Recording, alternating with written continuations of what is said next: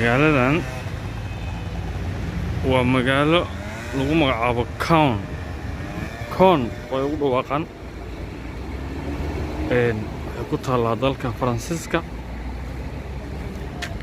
waxayna xuduud la leedahay dhanka badda ah dalka Ingiriiska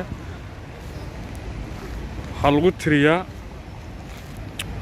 meesha ugu horreysay oo Jarmalka xabad looga bilaabo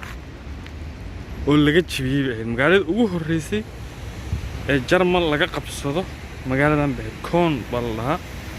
magaalo aad u qurux badan xeebta 5 kiiloomitir buu u jirtaa dhankan Ingiriiska iyo waxaas magaalo aad loo qurxiyay webiga gudihiisa saa ka arkayso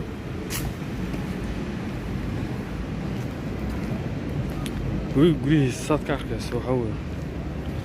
waxaa ka arkaysaa dhagaxaan baa hoos looga shubay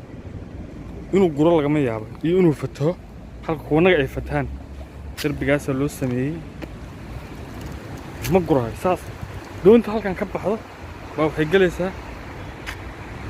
badday halkaas kaga daraysaa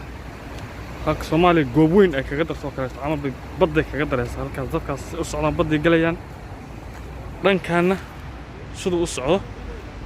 wuxuu sii galayaa dhanka Jarmalka soo kolbo gobol ugu sii dhiibo ilaa Switzerland sii galaya webi weyn oo isku xiro Yurub badankeeda ilaa adu 10 wadan oo isku xira waa magaalo cajaa'ib leh aad u qurux badan dalka Faransiiska la kala garan maayo dadka wadanka iska lahaa waa hore dhamaadeen bas ka leedahay waxaa yeelay waxaa haysto madow iyo carab baa haysto qaaraddanada madoobeed iyo carab Aljeeriyaan u badan baa haysto wadankan sidiisaba Suuriyaad si u socotay Yurub si u socotay halkaan ku dhimatay meydkeeda halkaan lagu aasay saad ka arkaysaan magaalo iska dalxiis aad u qurux badan aad baan ooga helay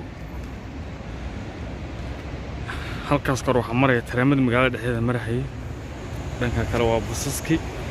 waa marayo ujeedaan